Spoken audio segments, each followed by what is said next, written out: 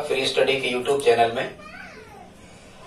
छात्रों, हम आज आपको बताने वाले हैं अधिगम अक्षमताएं। इसके पहले हमने एक वीडियो में गणित की अधिगम अक्षमताएं आपको बता दी हैं, आप उस वीडियो को देख सकते हो।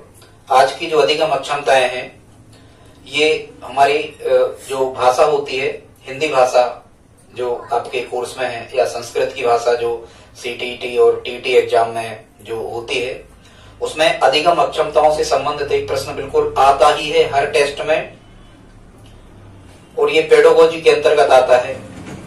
आप निश्चित रूप से इस पूरे वीडियो को पूरा देखें, पेन कापी उठा के आप अपने नोट्स बना लें।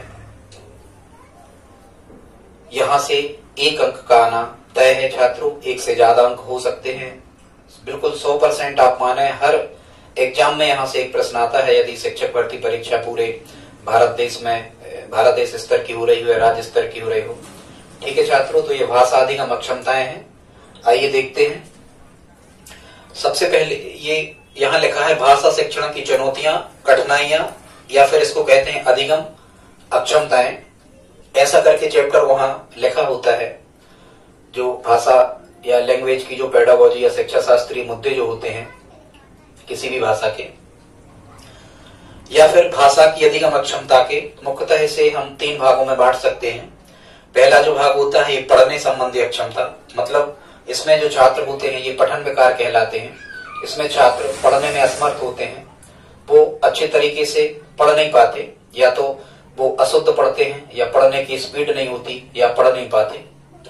दूसरा यहाँ लिखा है मौखिक रूप से सीखने की अक्षमता, मतलब जो छात्र होते हैं तो मौखिक रूप से सीख नहीं सकते। मतलब हम कहें कि यदि वो कक्षा में बैठे हैं और कोई शिक्षक उन्हें अध्ययन करवा रहा है, तो शिक्षक जिन चीजों को बोलता है या जो चीजें शिक्षक बताता है वो छात्र समझ नहीं पाते, वो सुन नहीं पाते, तो ये मौखिक रूप से सीखने की अक्षमता कहलाती है।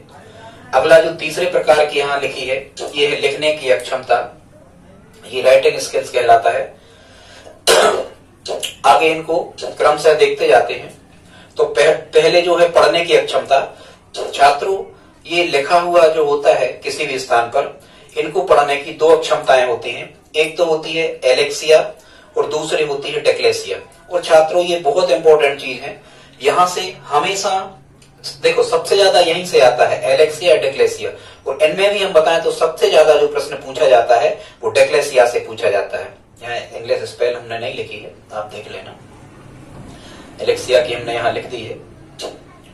इन एलेक्सिया हो चाहे डिस्लेक्सिया हो, यदि कभी प्रश्न आ जाए तो यहाँ जो लेक्सिया शब्द लिखा है इसका मतलब होता है कि अक्षमता, ठीक है। और जो डिस शब्द लिखा है यहाँ लैटिन भाषा से ली गए हैं, ठीक, इनका होता है पढ़ने की या पठन विकार, इस टाइप से इनका वर्णन होता है। ये तो आता नहीं है, तो हम देखते हैं। सबसे पहले यहाँ एलेक्सिया लिखा है, तो एलेक्सिया कहलाता है छात्रों पढ़ने की अक्षमता, या इसको कहते हैं शब्द अंधता, मतलब शब्द दिखता नहीं है बच्चों को, या पाठ्य अंधता, पढ़ने में उनको समझ में नहीं आता, या इसको विजुअल अफेजिया भी कहते हैं। देखो विजुअल मतलब जो आपको दिखता है, विजुअल माने जो दिखता है वो आप पढ़ नहीं सकते। और ये क्यों होता है छात्रों, ये मस्तिष्क में क्षति आने के कारण ऐसी कंडीशन बनती है। कभी मस्तिष्क में कोई दोष यदि आ जाए, आपको चोट लग जाए, ट्रॉमा हो जाए, या ब्लीडिंग ऐसी यदि आपको मस्तिष्क क्षति के कारण आप समझ जाएं, मस्तिष्क में लकवा आदि लग जाए, तब ये कंडीशन पैदा हो जाती है। और आप यहाँ समझना, जिनमें ये ए शब्द लिखा होता है इनका निदान बहुत आसानी से नहीं किया जा सकता। ऑपरेशन सी इनका एक निदान हो सकता है, मतलब इनका निदान आसानी से नहीं किया जा सकता। सीधी सी बात, जितने भी अधिगम अक्षमताओं में ए लिखा है ऐसा समझ लेना आप। अब छात्रों यहाँ से जो प्रश्न आते हैं वो प्रश्न कैसे आते हैं, वो ऐसे ही प्रश्न आते हैं। कहेंगे कि एक छात्र पढ़ने में अक्षम है, या पुस्तक पर जो शब्द लिखे हुए हैं उन्हें आसानी से नहीं पढ़ पा रहा है, उसको उन शब्दों को देखने में कठिनाई आ रही है, पढ़ने में कठिनाई आ रही है, उन शब्दों को बोलने में कठिनाई आ रही है, तो निम्न में से कौन सी अधिगम अक्षमता है? तो छात्रों ये एलेक्सिया ही होगा, ठीक। इसके बाद आते हैं हम डिस्लेक्सिया। ये डिस्लेक्सिया जो है ये सबसे ज्यादा बार पूछा जाने वाला प्रश्न है। ये जो डिस्लेक्सिया शब्द है इसके जो जनक हैं वो है रूडोल्फ वर्लिन। सबसे पहले इस बीमारी को इन्होंने खोजा था रूडोल्फ। बर्लिन ने। ठीक, ये जो डिक्लेसिया शब्द है ये लैटिन भाषा के डस और लेक्सिस से मिलकर बना है। डस का अर्थ होता है कथन और लेक्सिस का अर्थ होता है भाषा। यहां ये कह सकते हो आप, ये अभी हम जो बता रहे थे ये लेक्सिया शब्द है, इसका अर्थ भी भाषा ही होता है। यहां हमने कोई एक ट्रिक लिखी है एडीपी। एडीपी को छात्र आप समझना, कहीं आप बच्चे जाते हैं ना जनरली सड़क पे कहीं जा रहे हैं और कहते हैं ए डीपी पे क्या लिखा है। अब वो ए डीपी पर क्या लिखा है और एक दूसरा जो साथ वाला है वो पढ़ नहीं पा रहा है कि डीपी पे क्या लिखा है। मतलब आप समझ गए, ये दोनों ए से बनेगा एलेक्सिया, डी से बनेगा डिक्लेसिया और पी से बनेगा पठन विकार या पढ़ने की अक्षमता। ऐसे आप याद कर लेना, ए डीपी पे क्या लिखा वो पढ़ नहीं पा रहा। ए से एलेक्सिया, डी से डिक्लेसिया और पी से क्या हो गया, ये पठन विकार है दोनों। ये डिक्लेसिया की विशेषताएं हम समझ लेते हैं। तो ये जो डिक्लेसिया है ये सबसे सामान्य पठन विकार है, सब अधिकांशतः छात्रों में यही पाया जाता है डिक्लेसिया। ये सामान्य पठन विकार है, इसका उपचार भी असंभव है, इसे दूर नहीं किया जा सकता। वर्णमाला, इसमें वर्णमाला के अधिगम में कठिनाई आती है। आप एबीसीडी या सादा ये अच्छे से आप समझ नहीं पाते जो लिखा हुआ है। वर्तनी दोष भी इसमें होता है, कुछ लिखा है और आप कुछ कह देते हैं। फिर पढ़ते समय वर्णों का लोप हो जाना, कुछ शब्दों को आप बोल ही नहीं पाते हो, बीच के शब्दों को आप बोल नहीं पाते हो या बाद के या पहले शब्दों को बोल नहीं पाते हो। यहां से प्रश्न ऐसे ही आते हैं कि एक छात्र पढ़ते समय बंबई को बई कहता है, तो कौन सा पठन विकार है, तो हम कहेंगे ये डिक्लेसिया। और ऐसे प्रश्न ही आते हैं, देखा हमने एग्जाम में।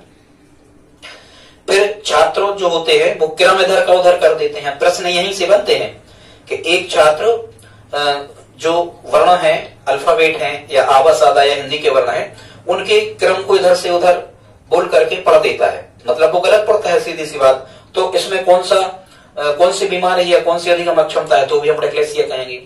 ठीक है, इसका जो टेस्ट बनाया था डिक्लेसिया पकड़ने का कि कौन से छात्रों में ये डिक्लेसिया होता है, ये बनाया था अमेरिका के मनोवैज्ञानिक एलेना वोडर। ये आंखों के एक डॉक्टर थे, एलेना वोडर। और कभी भी छात्रों यदि आपको आ जाता है बोर्डर स्क्रीनिंग टेस्ट, तो आप समझ जाना कि बोर्डर स्क्रीनिंग टेस्ट जो है डिक्लेसिया से संबंधित लोगों का पता लगाने के लिए, बीमारी का पता लगाने के लिए किया जाता है। छात्रों ये हमने लिखा बोर्ड टेस्ट। यहां एक टेस्ट और यहां पर लिखा है जो भारत में होते हैं, 2 टेस्ट होते हैं भारत में। यहां लिखा है डिक्लेसिया अर्ली स्क्रीनिंग टेस्ट, ध्यान देना, डिक्लेसिया अर्ली स्क्रीनिंग टेस्ट ये भारत में होता है, और दूसरा डिक्लेसिया स्क्रीनिंग टेस्ट ये भी भारत में होते हैं। अब आते हैं छात्रों सबसे जो इंपॉर्टेंट प्रश्न है जो आपको मिलना है एग्जाम में, वो कैसे आते हैं देखो। प्रश्न लिखा आता है, एक छात्र पढ़ते समय बी को डी कहता है, निम्न में से उसे कौन सी अधिगम अक्षमता है, तो आप कहेंगे डिक्लेसिया। फिर प्रश्न आते हैं, एक 5वीं कक्षा का छात्र पढ़ते समय बाज को सा पढ़ता है, WAS बाज को SAW सा, क्रम यहां का वहां कर देता है, उसे निम्न में से कौन सी अधिगम अक्षमता, हम कहेंगे डिक्लेसिया। यह प्रश्न आता है, एक छात्र 21 को 12 पढ़ देता है, यह भी पठन विकार ही, हालांकि अंकों का है, तो भी डिक्लेसिया। एक छात्र नाम को मान पढ़ देता है, तो ये भी डिक्लेसिया है। एक छात्र ओटी को रोटी पढ़ता है, तो ये भी डिक्लेसिया है।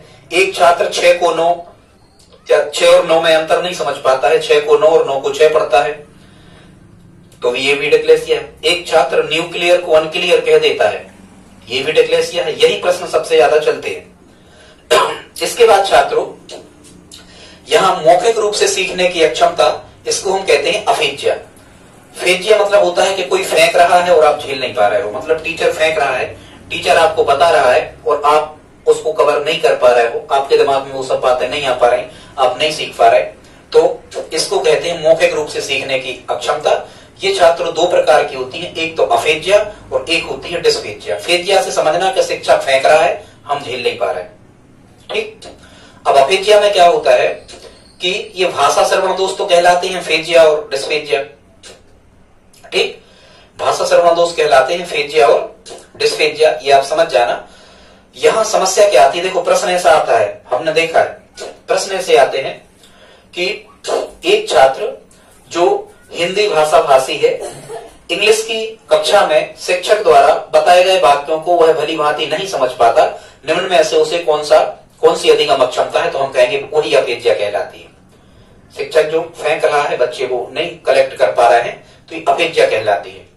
इस अपेज्या में भाषा संप्रेषण में भी कठिनाई होती है, यही तो भाषा संप्रेषण कहलाता है। शिक्षक बता रहा है, आप उसको बता रहे हो, तो इसमें कठिनाई का होना, भाषा संप्रेषण में कठिनाई का होना, ये अपेज्या कहलाती है। या कभी कभी ऐसा लिखा आता है, बच्चे शिक्षक की बातों को ज्यों का त्यों नहीं समझ पाते, जैसे टीचर कक्षा में बता रहा है, बच्चे वैसा नहीं समझ पाते, तो भी उसे कौन सा रोग होता है, अपेज्या बीमारी है। फिर यहाँ लिखा है फेज्या, मतलब आप, अब टीचर तो फेंक रहा है, आप भी फेंकोगे, तो एक बात ये निकल के आ गई, आप अपने मन के विचार व्यक्त करने में कठिनाई का अनुभव होना। आपके मन में तो है बात, लेकिन आप उसे बोल नहीं पा रहे, मतलब अपेज्या है आपको। शब्द या वाक्य को दूसरे रूप में ग्रहण करना, वहां से शब्द कुछ बताया गया है, आपने कोई अन्य अर्थ ग्रहण कर लिया, उसको और कुछ सुन लिया आपने। वाक्य कुछ बोला गया है, आपने इस वाक्य को दूसरे रूप में ग्रहण कर लिया, आपने कुछ और समझ लिया वाक्य को, वाक्य का अर्थ, तो ये कहलाती है अपेज्या। दूसरी जो मौखिक रूप से फेंकने की, मौखिक रूप से जो सीखने की अक्षमता है, उसे हम छात्रों डिस्पेजिया कहते हैं। डिस्पेजिया जो होता है, ये खासकर देखो ब्रेन डैमेज या स्ट्रोक या ट्रॉमा या पक्षाघात, कुल मिला के ये वाक अक्षमता कहलाती है। ये चूंकि हम अपेज्या और डिस्पेजिया में अंतर कर सकते हैं, अपेज्या और डिस्पेजिया में अंतर यही होता है कि ये जो डिस्पेजिया होती है ये जन्म से हो सकती है, बाकी जो डिस्पेजिया होती है ये शरीर में जो आपका मस्तिष्क होता है, इस मस्तिष्क में किसी प्रकार का दोष आ जाने के कारण ये डिस्पेजिया नामक अक्षमता आ जाती है। हमने लिखा ब्रेन डैमेज, ब्रेन स्ट्रोक या ट्रोमा के कारण या वाक अक्षमता इसको हम कहते हैं। मतलब विचार व्यक्त करने में व्यक्ति पूर्णतः अक्षम हो जाता है, बिल्कुल भी नहीं बोल पाता, वो बोलने में असमर्थ है, उसको हम क्या कहते हैं छात्रों, डिस्पेजिया। आगे बढ़ते हैं, तीसरे नंबर की जो अक्षमताएं होती हैं वो होती हैं लिखने की अक्षमता। छात्र किसी भी भाषा को लिख नहीं पाते, उसको हम कहते हैं, ये 4 प्रकार की होती हैं, हमने 4 प्रकार की लिखी, प्रकार तो और भी होते हैं, पर हमें एग्जाम रिलेटिव जो इंपॉर्टेंट है वो पढ़ना है कम समय में।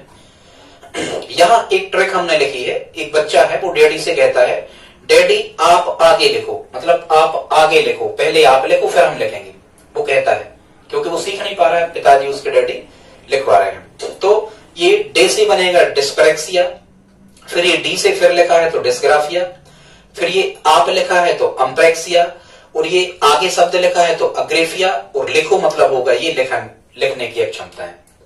अब क्या होता है देखते हैं। सबसे पहले यहां लिखा है डिस्प्रेक्सिया। छात्रों, डिस्प्रेक्सिया का मतलब होता है ऐसे छात्रों में ये बीमारी पाई जाती है जो बोलने, पढ़ने और लिखने में, मतलब जो उनकी मांसपेशियां हैं, जो उनका किसी भी प्रकार का स्किल्स है, वो उनकी जो मांसपेशियां हैं वो बिल्कुल भी काम नहीं कर रही, ना वो पेन पकड़ पा रहा है, ना उसके होंठ हिल पा रहे हैं, ना उसकी आंखें काम कर रही हैं। ऐसे छात्रों को डिस्प्रेक्सिया होता है। अब आप कैसे याद रखोगे कि ये बोलना, पढ़ना, लिखना सब में अक्षमता को डिस्प्रेक्सिया कहते हैं? तो यहां से चले जाओ, मान के चलो एक कोई छात्र है बहुत ज्यादा डिप्रेशन में चला गया, डिप्रेशन मतलब बहुत ज्यादा वो तनाव में चला गया, बहुत टेंशन में चला गया, उसका ब्लड प्रेशर बढ़ गया, उसके लकवा लग गया, तो अब बताओ फिर ये ना वो बोलेगा, ना पढ़ेगा, ना लिखेगा। ऐसे आप समझ सकते हो, इसे हम क्या कहते हैं, डिस्प्रेक्सिया। छात्रों, दूसरा जो होता है डिस्ग्राफिया, यहीं से आपको समझ में आ रहा कि ग्राफिया, ग्राफ बनाना, अक्षरों का ग्राफ बनाना मतलब वर्तनी, लिखाई, तो कुल मिला के खराब लिखाई है डिस्ग्राफिया। बहुत सी बातें होती हैं डिस्ग्राफिया, जैसे यहां से आपको प्रश्न कैसे बनते हैं, प्रश्न ऐसे बनते कि एक छात्र वर्णों के क्रम को सही नहीं लिख पा रहा है, तो हम कहेंगे डिस्ग्राफिया है। एक छात्र वर्णों के आकार, कोई अक्षर बड़ा बना देता है, कोई अक्षर छोटा बना देता है। इंग्लिश जैसे हम लिखते हैं तो पहले अक्षर बड़ा बनाते, बाद में सब छोटे, तो वो बीच में छोटे बड़े ऐसे क्रम से लिखता है, तो क्या है, उसे फिर डिस्ग्राफिया है। उसकी लिखावट समझ में ही नहीं आ रही है, ऐसा लिख रहा है, बिल्कुल अशुद्ध लिख रहा है, तो डिस्ग्राफिया। कुल मिला के लिखने से संबंधित जितनी भी बातें आपसे पूछी जाएं, आपको डिस्ग्राफिया ही कहना है। बहुत से एग्जाम्पल हमने आपको दिए। यह हमने लिखा है, ज्यों का त्यों नहीं लिख पाना, लिखकर लिखा हुआ नहीं लिख पाना बोर्ड पर से देखकर, लिखने में जल्दी थक जाना, अंगुलियों में दर्द होने लगना, वावजन को बकरी का लिखना, 66 कोण, सासक्कर को 66 कोण का लिखना, ग्रह को ऐसे ग्रह लिखना, यहीं से आते हैं छात्रों प्रश्न। एक बच्चा जो है 5वीं का, वो इस प्रकार ग्रह को इस प्रकार ग्रह लिखता है, उसे कौन सी अधिगम अक्षमता है? तो हम कहेंगे डिस्ग्राफिया। यहाँ ग्राफिया शब्द से पकड़ना छात्रों, हम तो यहीं से याद करते हैं कि ग्राफ, हम किसका ग्राफ बनाते हैं? अक्षरों का हम ग्राफ बनाते हैं। वैसे तो ग्राफ हमें भाषा में पढ़ना नहीं है कि हम मैथमेटिकल ग्राफ, चित्र, आकृति, आयत, बहुभुज जैसे कुछ पढ़ने लगे, ये तो पढ़ना नहीं, हम तो यहीं से याद रखते हैं। तो छात्रों लिखाई संबंधी कोई भी प्रश्न आपको आ जाए कि एक छात्र लिखते समय 2 शब्दों के बीच में अंतर नहीं छोड़ता है, निम्न में से उसे कौन सी अधिगम अक्षमता है? तो हम डिस्ग्राफिया कहेंगे। ठीक है, समझ गए होंगे आप। लिखने से संबंधित कोई भी चर्चा प्रश्न में आ जाए, एग्जामिनर कुछ भी पूछ ले, आपको डिस्ग्राफिया कहना है। ठीक है, इसके बाद छात्र हम आते हैं अगली जो लिखने की अक्षमता है, इसे हम अम्प्रेक्सिया कहते हैं। अम्प्रेक्सिया कहते हैं, और अम्प्रेक्सिया में क्या होता है? हाथ और आंखों में असंतुलन होता है, इनमें समायोजन नहीं पाया जाता। आंखें कुछ देखती हैं और हाथ कुछ लिख देते हैं। ये हाथ और आंखों में असंतुलन का पाया जाना, ये अम्प्रेक्सिया कहलाता है, और मुख्यतः ये तंत्रिका तंत्र संबंधी विकार है। ऐसे छात्रों में ये होता है जिनको हिलने डुलने में समस्या होती है, जिनकी मांसपेशियां बिल्कुल भी काम नहीं कर रही हैं, जो बिस्तर पर पड़े हुए हैं, जिनमें गति कौशल बिल्कुल भी नहीं है, हिम्मत ही नहीं उनकी, उनको ये अम्प्रेक्सिया नामक अधिगम अक्षमता पाई जाती है। आगे देखते हैं छात्रों, 4 नंबर पे यहां लिखा है अग्रेफिया। अग्रेफिया को छात्रों बिल्कुल स्पष्ट रूप से कहते हैं सुनकर लिखने में अक्षमता। मतलब कोई बोल रहा है, और अभी हमने कहा था कि देखो अग्रेफिया मतलब, अग्रेफिया माने आगे आगे कोई बोलेगा और आप लिखेंगे, तो वो बच्चा लिख नहीं पा रहा है, तो इसे हम कहते हैं अग्रेफिया, सुनकर लिखने की अक्षमता, अग्रेफिया। ठीक, अपन कहते हैं ना, अरे यार को आगे लिख पा रहा हो, लिखो जल्दी जल्दी। अग्रेफिया, आगे कौन लिख पा रहा है? अपन बच्चे बैठे होते ना क्लास में, कहते हैं कोई सर बोल रहा है तो कौन कितने जल्दी लिखेगा, कौन आगे लिखेगा? और कुछ बच्चे ऐसे हैं वो सुनकर लिख ही नहीं पा रहे, मतलब उनको अग्रेफिया नामक बीमारी, ऐसे आप याद रख सकते हो उसे। यहाँ छात्रों हमने आपको बताया है शारीरिक कौशल, जो फिजिकल स्किल्स होते हैं उनके बारे में। ये शारीरिक कौशल जो होते हैं, या हम कहें शारीरिक गतिक कौशल, हमने यहाँ बताया है, वो 2 प्रकार के होते हैं। पहला होता है फाइन मोटर स्किल्स, ये एमपीटीईटी में पूछे गए हैं वर्ग 2 और 1 में, इसलिए हमने उसी पेपर में से उठाए। ग्रेड 3 वाले जो तैयारी कर रहे हैं प्राथमिक शिक्षक भर्ती की, वो भी इन्हें बहुत अच्छे से तैयार कर लें। शारीरिक गतिक कौशल 2 प्रकार के होते हैं। फाइन मोटर स्किल्स, जिनमें ऐसे स्किल्स मतलब कौशल होता है, ऐसे स्किल्स या कौशल को हम फाइन मोटर स्किल्स कहते हैं, जिनमें मांसपेशियों पर ज्यादा दबाव नहीं पड़ता, मांसपेशियों को ज्यादा ताकत नहीं लगाना पड़ती, हमें खुद ज्यादा ताकत नहीं लगाना पड़ती। ऐसे स्किल्स को फाइन मोटर स्किल्स कहते हैं, जैसे लिखना, समझ गया, या हम कहें कि हंसना, ठीक, या हम कहें कि बोलना, ये कहलाते हैं फाइन मोटर स्किल्स। और छात्रों दूसरा यहां लिखा है gross motor skills. Gross motor skills ऐसे कौशलों को हम कहते हैं, मोटर माने गतिक होता है, ठीक है, मोटर माने गतिक होता है। तो यहां हमने एग्जांपल जरूर आपको दे दिए हंसना और बोलना के, पर वो गतिक में शामिल नहीं है। इसी संबंधित प्रश्न आए थे, हंसना या लिखना में से विभेद करना था, बता देंगे आगे। तो ग्रॉस मोटर स्किल्स छात्रों क्या कहलाते हैं? ऐसे स्किल्स कहलाते हैं, ये ऐसे कौशल हैं जिनमें मांसपेशियों को ज्यादा ताकत की जरूरत पड़ती है, जिनमें मांसपेशियों ज्यादा मजबूत मांसपेशियों की जरूरत पड़ती है, जिनमें मांसपेशियों को ज्यादा कार्य करना पड़ता है, उन्हें ग्रॉस मोटर स्किल्स कहते हैं। जैसे दौड़ना, कूदना, चढ़ना, उतरना आदि। कैसे? अब आप कैसे याद रखोगे कि ये जो है ये ग्रॉस मोटर स्किल्स कहलाते हैं? देखो ग्रास मतलब होता है घास, वो घास पे ही आप दौड़ते हो कूदते हो, ऐसे याद रखना, मैदान में ही दौड़ोगे कूदोगे ना, तो वहां ग्रास माना घास पे ही दौड़ोगे कूदोगे, नहीं तो लग जाएगी आपको, चोट लग सकती। यहां से याद रखना ये ग्रॉस मोटर स्किल्स कहलाते हैं, दौड़ना, कूदना, चढ़ना। यहां से छात्र ऐसे प्रश्न आते हैं कि निम्न में से कौन सा ग्रॉस मोटर स्किल नहीं है? दौड़ना, कूदना, चढ़ना या लिखना? तो हम कहेंगे लिखना नहीं है, ठीक है। इस प्रकार से ये सभी गतिक कौशल विकार कहलाते हैं। इनको हम क्या कहते हैं, जो हमने आपको ऊपर बताया है, ये गतिक कौशल विकार कहलाते हैं, मतलब ऐसे छात्रों में पाए जाते हैं फाइन मोटर स्किल्स। अब आपको प्रश्न आएगा कि एक छात्र लिख नहीं पा रहा है, अंगुलियां नहीं चल पा रही, तो आप कहोगे फाइन मोटर स्किल्स में अक्षम है वो। अगला प्रश्न आपको आएगा कि एक छात्र दौड़ने, कूदने, चढ़ने, उतरने में असमर्थ है, तो आप कहोगे उसे ग्रास मोटर स्किल्स डिसेबिलिटी है, मतलब अक्षमता है। इस टाइप से छात्रों ये बहुत अच्छे तरीके से हमने आपको बताने का प्रयास किया है। यहां से आपको 1 या 2 प्रश्न आने की हमारी गारंटी है। छात्रों यदि आपको ये सब अच्छे लगे हों तो लाइक, शेयर, सब्सक्राइब करें या ना करें, छात्रों आप कमेंट जरूर करें। हमारे द्वारा करी गई मेहनत कैसी लग रही है आपको। धन्यवाद।